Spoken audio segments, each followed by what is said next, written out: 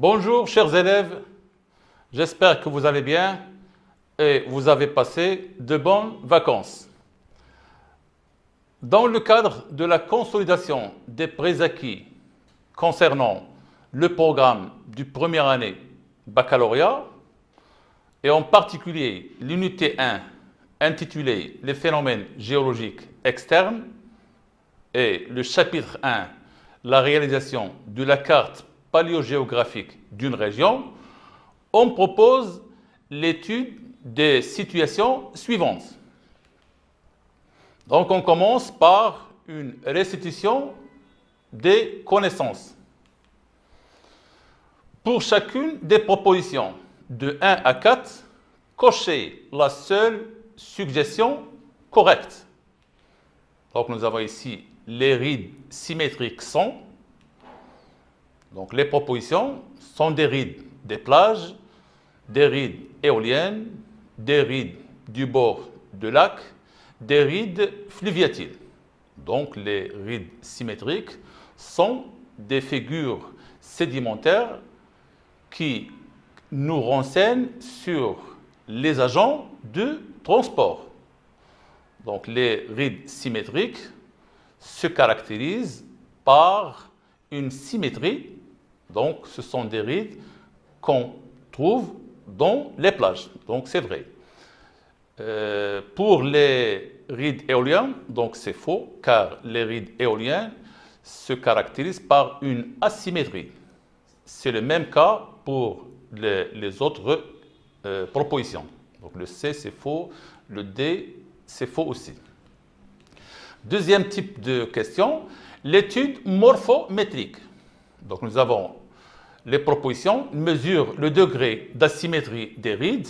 Pour B, mesure le degré d'aplatissement des galets. Pour C, mesure le degré de sphéricité des grains de sable. Et pour D, mesure le degré d'aplatissement des grains de sable. Donc lorsqu'on parle d'étude morphométrique, c'est une étude qui se fait sur des galets. Donc le A, c'est faux, car nous avons ici les rides. Le B, c'est vrai, donc il mesure le degré d'aplatissement des galets. Donc B, c'est vrai. Et les autres propositions donc, sont fausses, car ils renseignent sur les grains de sable. Et nous, nous avons dit que l'étude morphométrique, c'est pour les galets. Donc c'est faux, D aussi, c'est faux. La troisième proposition, donc nous avons dans le cas des terrasses emboîtées. Donc les propositions, l'érosion est plus importante que le transport, l'érosion est plus importante que la sédimentation est plus importante que l'érosion et le transport est plus important que la sédimentation. Donc les terrasses, on a deux types de terrasses. Nous avons les terrasses emboîtées et les terrasses qui sont étagées. Pour les étages emboîtés, on sait que la sédimentation l'emporte sur l'érosion. Donc pour le A, on dit l'érosion est plus importante, donc c'est faux. Le B, l'érosion est plus importante aussi, c'est faux. Et C, c'est juste. Donc la sédimentation est plus importante que l'érosion. Donc D, c'est faux car le transport est plus important. Passons au quatrième. Donc l'indice d'émoussé mesure. Nous avons 4 propositions. Donc il mesure le degré d'usure d'un galet. Donc c'est juste. Pour B, il mesure le temps. Donc l'indice ne donne aucune idée sur le temps qui est absolu. Pour C, il nous renseigne sur la vitesse. Donc c'est faux. Pour D, il nous renseigne sur la durée de sédimentation. Donc c'est faux. Passons au cinquième. Donc les foraminifères sont des fossiles caractéristiques des sédiments. Donc nous avons 4 propositions.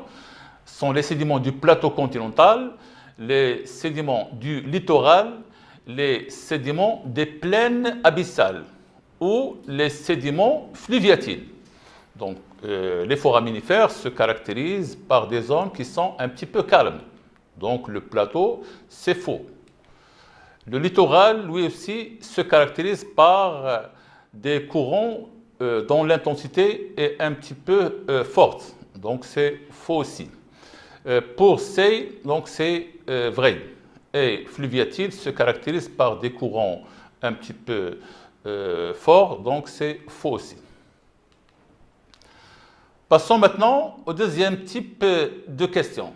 Donc, adresser à chaque théorie du groupe A la lettre correspondante du groupe B. Donc, nous avons deux groupes. Le premier, il nous donne des théories.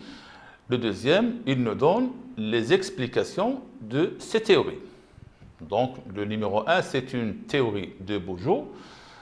Bourgeot, il propose que le dépôt des le dépôt des phosphates se fait dans un système de golfe. Donc, le A dit que le dépôt des phosphates se fait dans le centre et l'ouest du Maroc, qui était submergé par une mer épicontinentale. Et le B, le dépôt des phosphates se fait dans un système de golfe de faible profondeur, en provenance de l'océan Atlantique, qui est séparé par des terrains émergés. Donc la théorie Bourgeot, le 1, est compatible avec le petit b.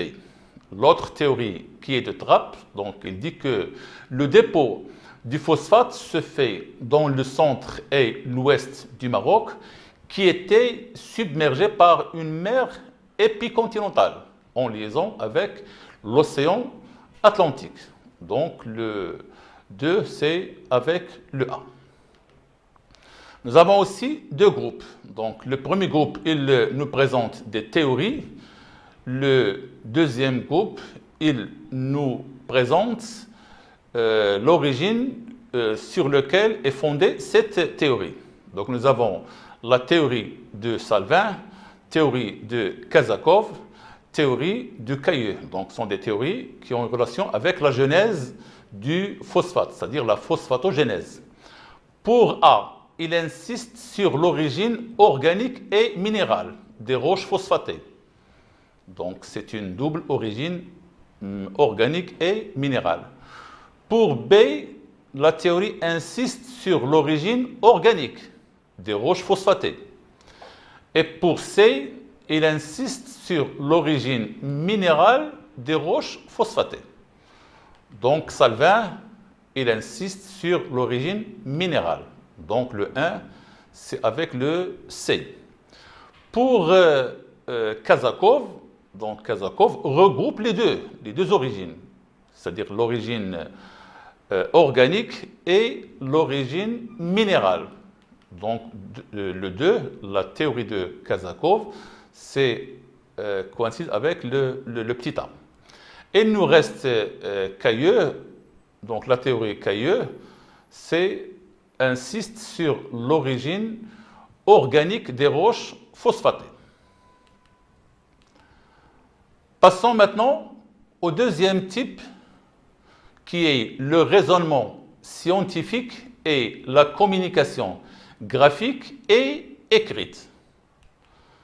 Et on commence par la situation numéro 1. Donc on cherche à identifier et à étiqueter, c'est-à-dire donner une étiquette, de 3 échantillons de sable prélevés dans 3 milieux différents.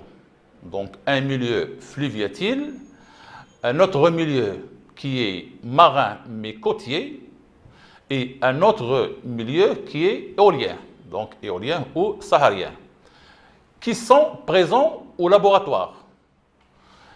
L'étude granulométrique de ces 3 échantillons de sable a donné les résultats représentés dans le document numéro 1. Donc la situation est que nous avons 3 échantillons de sable au laboratoire, et ces 3 échantillons, on a perdu l'origine. On ne sait pas lequel qui est fluviatile, lequel qui est marin ou éolien. Donc on doit faire une étude pour savoir quel type d'échantillon. Donc qui est le fluviatile, qui est le marin et l'éolien. Donc cette étude nous donne les résultats suivants. Donc nous avons ici des courbes de fréquence. Donc la première question, c'est comparer les courbes de fréquence des 3 échantillons. Donc si on vous demande de faire une comparaison, donc vous devrez tirer les ressemblances et les différences. Donc nous avons trois types de sable, donc le sable A, le sable B, le sable C. Donc d'après ce document, quelles sont les ressemblances? Donc les ressemblances en ce qui concerne le sable A, donc c'est un sable qui présente un seul mode, c'est-à-dire un seul pic. Pour le sable B, lui aussi, il présente un seul pic, donc un seul mode. Le mode du sable A, c'est une valeur de 0,15 mm de diamètre. Pour le mode qui concerne le sable B, c'est 0,41 mm. Pour le sable C, donc le sable C, qui est matérialisé en trait en pointillé le noir, donc il présente deux modes. Un qui ressemble à celui du sable A et l'autre qui ressemble à celui du sable B. Donc les ressemblances, c'est que les courbes de fréquence des sables A et B sont unimodales. Donc le sable A et le sable B possèdent chacun un seul mode. Maintenant pour les différences. Donc le mode de la courbe de fréquence du sable A, donc c'est 0,15 mm. Par contre, le mode de la courbe de fréquence du sable B est 0,41. Donc même s'ils présentent un seul mode, mais ce mode diffère. La valeur du mode du sable A diffère de celui du sable B. Et la courbe de fréquence du sable C est bimodale. Donc, il diffère du sable A et B. Ces deux modes sont 0,15 mm, qui ressemble au mode du sable A, et 0,41 qui ressemble au mode du sable B. Donc, contrairement au sable A et B qui sont unimodales. Donc, deuxième question. Que peut-on déduire concernant le classement des grains de sable des trois échantillons?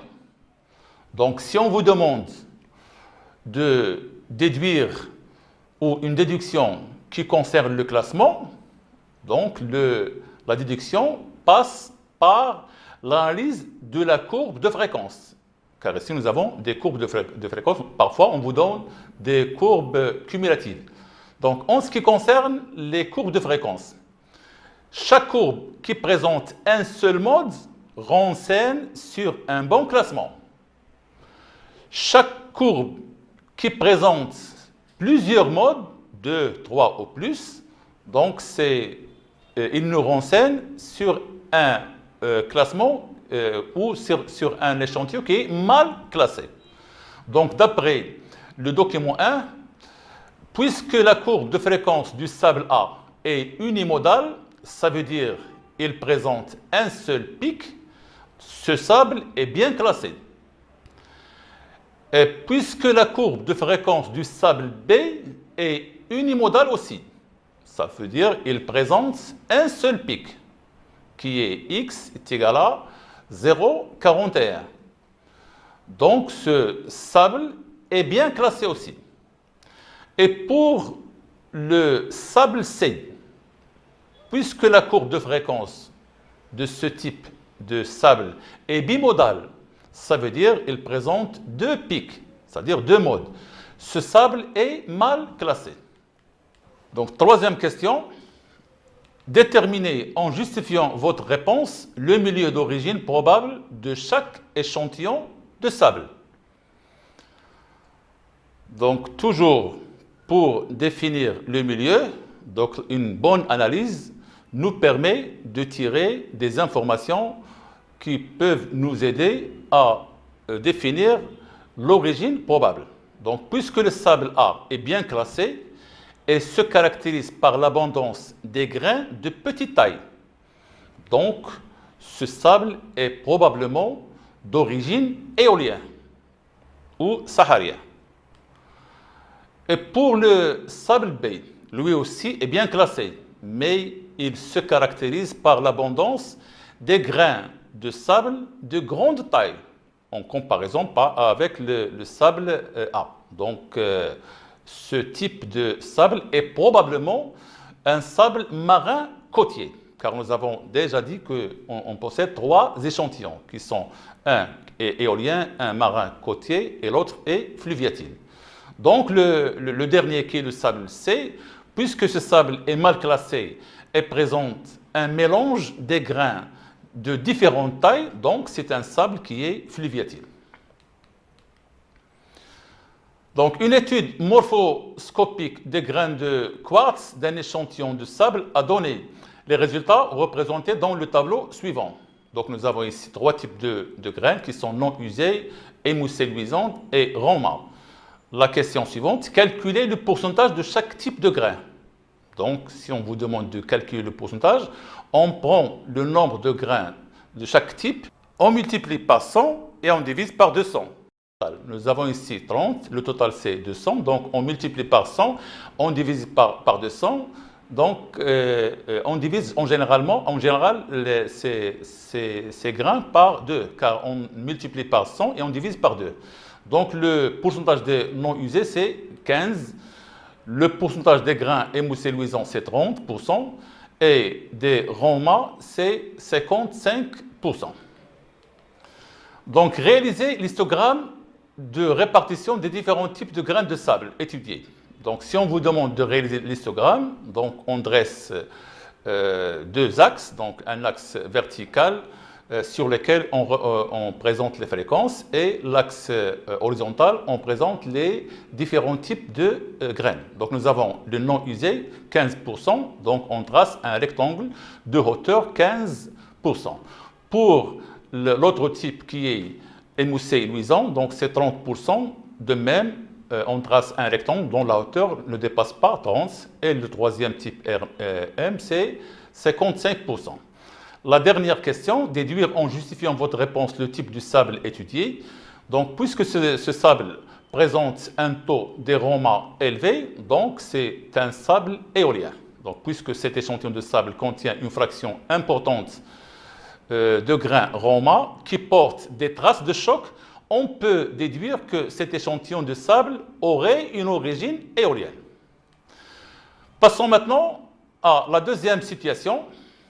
Donc, le diagramme de Holmstrom délimite 3 domaines qui sont l'érosion, le transport et la sédimentation, selon la vitesse du courant d'eau et la taille des grains de sédiments. Donc, voici le diagramme. Donc, les questions sont les suivantes. Donc, la première question, déterminer la vitesse minimale du courant d'eau qui permet d'arracher les particules de diamètre D1 sur l'une des 2 rives fluviatiles. Donc, comme vous voyez ici, nous avons un document qui nous délimite 3 zones. Nous avons une zone d'érosion, nous avons une autre zone de sédimentation. Entre les deux, on trouve le transport. Donc, la question nous dit qu'on doit chercher la vitesse minimale du courant d'eau qui permet d'arracher. Donc, si on cherche la vitesse qui permet d'arracher, ça veut dire la première vitesse qui nous permet le début de l'érosion. Donc, on projette, on trace un axe qui passe par le D1 et on projette horizontalement le point d'intersection de cette droite avec la ligne qui sépare le transport de l'érosion. Et on peut lire directement la valeur de la vitesse sur l'axe des vitesses. Donc, comme vous voyez ici, la vitesse minimale du courant d'eau qui permet d'arracher les particules de diamètre D1 sur les rives fluviatiles est égale à 40 cm par seconde. Deuxième question, déterminer la vitesse au-dessous duquel le fleuve ne peut pas transporter les particules de diamètre D2. Donc, c'est la même démarche, mais cette fois-ci, on doit chercher la vitesse de sédimentation. Donc, toujours la projection à partir de D2. Et cette fois-ci, c'est la projection de l'axe horizontal qui passe par l'intersection de cette droite avec le trait vert qui sépare la sédimentation du transport. Donc, la vitesse, c'est 20 cm par seconde. Donc, la vitesse au-dessous duquel le fleuve ne peut pas transporter les particules de diamètre D2 est égale à 20 cm. Passons maintenant à la troisième question. Donc, déterminer la vitesse minimale d'érosion des particules de diamètre 0,001 mm et 0,01 mm. Que peut-on déduire en ce qui concerne la relation entre la vitesse d'érosion et la taille des particules fines? Donc, toujours le même graphique. Donc, si on vous demande de déterminer la vitesse minimale d'érosion, donc on doit chercher l'intersection de l'axe qui passe par 0,01 avec la courbe qui est matérialisée en rouge. Donc pour 0,001, donc c'est à peu près 450 cm par seconde. Et pour le 0,01, donc la projection, c'est à peu près 80 cm par seconde. Donc la vitesse minimale d'érosion des particules de diamètre 0,001 est égale à 450 cm par seconde. La vitesse minimale d'érosion des particules de diamètre 0,01 est égale à 80 cm par seconde. Donc comme vous voyez ici, la vitesse limite d'érosion augmente alors que la taille des graines diminue. Donc c'est un paradoxe. Et ce paradoxe s'appelle l'effet Hallström, qui s'explique par le fait que les particules très fines, donc de taille inférieure à 0,1 mm, sont plus cohésifs et donc plus difficiles à éroder. Notre séance touche à sa fin. Merci de votre attention et à la prochaine séance, Inch'Allah.